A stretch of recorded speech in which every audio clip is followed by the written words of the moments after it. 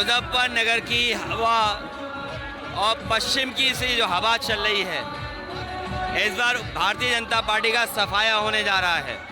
किसान और नौजवान और हर वर्ग के लोग इस बार समाजवादी पार्टी और इंडिया गठबंधन के साथ खड़े दिखाई दे रहे हैं। 10 साल में किसान ने आत्महत्या की है, गरीब बना है देश, बेरोजगारी बढ़ी है, नौकरियां छीनी गई हैं, आरक्षण ख़त्म हुआ है, बिजली से लेकर के आम चीज़ें महंगी की गई हैं। और ये महंगाई किसी कारण नहीं है, बल्कि भारतीय जनता पार्टी के भ्रष्टाचार के कारण है।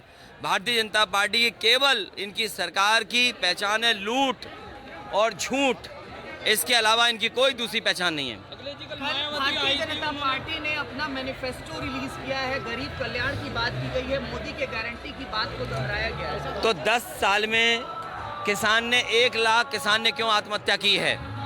10 साल में सरकार एमएसपी क्यों नहीं दे पाई? 10 साल में नौजवान इतने बड़े पैमाने पर बेरोजगार क्यों हो गया? 10 साल में भारत पे सबसे ज़्यादा कर्जा क्यों हो गया? 10 साल में आपने उद्योगपतियों का 15 लाख करोड़ माफ़ किया, लेकिन किसानों का कर्ज माफ़ नहीं किया।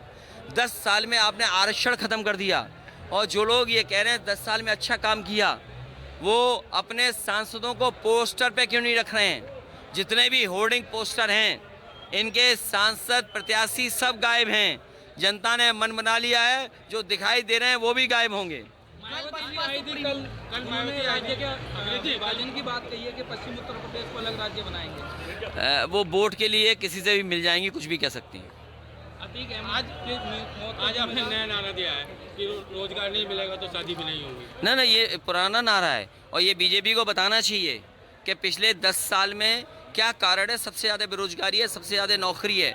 आप नौकरी आउटसोर्स पे कर रहे हैं, नौकरी कर नहीं रहे। 10 परीक्षाएं कोई पेपर लीक हुए, जहाँ पेपर लीक हुआ वहाँ बीजेपी की सरकार है, और जिन्होंने पेपर लीक किया वो बीजेपी के लोग हैं। जो सरकार परीक्षा करा रही थी वो बीजेपी की सरकार थी। आप बताइए इनके पास जवाब क्या है? 60 लाख बच्चों का भविष्य इन्होंने छीना है, और 60 लाख गुणा 3, 1 करोड़ 80 लाख, 1 करोड़ 80 लाख को भाग देने 80 लोकसभा से, तो एक लोकसभा में 2,25,000 वोट कम हुआ है। इसकी भरपाई इनके पास क्या है? का नारा दिया है बीजेपी ने, क्या कहेंगे? एक लड़ाई में बाकी सब हार रहे हैं बीजेपी के लोग। आज राहुल गांधी और देखा आपने मेरे साथी, जरा पोस्टर देखो, इनके होर्डिंग देखो, इनके प्रत्याशी उस पर गायब हैं कि नहीं हैं? जब प्रत्याशी गायब हैं तो क्या मुजफ्फरनगर की जनता अपनी समस्या लेकर के दिल्ली जाएगी? अखिलेश जी आज 400 हार का नारा भी दिया है आपने कि 400 हार का। इसलिए क्योंकि आप 10 साल के उनके कारण बताएं ना। एमएसपी क्यों नहीं लागू किया? 1000 किसान शहीद हो गए, 3 काले कानून लाना चाहते थे। आप कह रहे किसानों का भंडारण कर रहे हैं हम। बताइए कहाँ भंडारण के लिए इंतज़ाम किया? मुजफ्फरनगर, बिजनौर, सहारनपुर, कहीं बता दीजिए आप। और बिजली इतनी महंगी, यहीं पर बीजेपी के 2 नंबर के नेता ने कहा था बिजली फ्री होगी। क्या किसानों को 10 साल फ्री बिजली मिली है? उनके मीटर लगा दिए गए ट्यूबवेल पे, उनकी बिजली का बिल महंगा देना पड़ रहा है। और ना दिल्ली ने ना यूपी की सरकार ने एक भी बिजली कारखाना बनाया। जो आज मुजफ्फरनगर में फीडर सेपरेशन है और जो 24 घंटे बिजली मिल रही है, वो समाजवादियों की देन है, जिसकी वजह से यहाँ पर 24 घंटे बिजली मिल रही है। ये सरकार किसानों के खिलाफ है। सर, आज राहुल गांधी तमिलनाडु में चुनाव प्रचार करने गए थे, वहां उनके हेलीकॉप्टर की चेकिंग की गई है। हाँ, बीजेपी अपने लोगों की चेकिंग नहीं करेगी।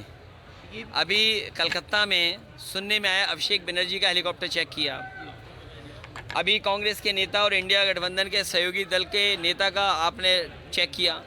ठीक है, कोई बात नहीं है, चेक करना ज़रूरी है, लेकिन चेक की मंशा ये नहीं होनी चाहिए, नियत ये नहीं होनी चाहिए किसी को बदनाम करना है।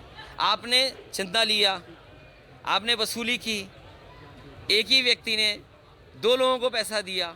आज जो महंगाई और भ्रष्टाचार दिख रहा है, ये वसूली के कारण है। जिन कंपनियों से इन्होंने चंदा वसूला है, उन कंपनियों की चीज़ें चंदे से पहले कितनी सस्ती थी और चंदे के बाद कितनी महंगी, आप उसी से अंदाज़ा लगा सकते हैं। ऐसी भी खबर निकल करके सामने आ रही है कि आप और राहुल गांधी एक साझा प्रेस कॉन्फ्रेंस कर सकते हैं। हम लोग लोगों को बढ़ाते हैं, लोगों को साथ लेके सम्मान देते हैं।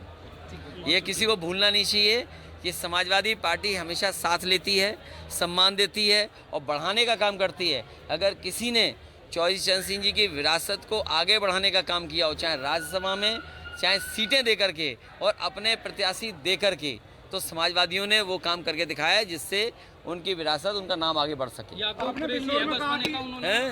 याकूब कुरैशी है बसपा नेता, उन्होंने अतीक अहमद की मौत का जिम्मेदार आपको बताया। देखिए, ये बीजेपी बुलवा रही है उनसे, ये बीजेपी बुलवा रही है।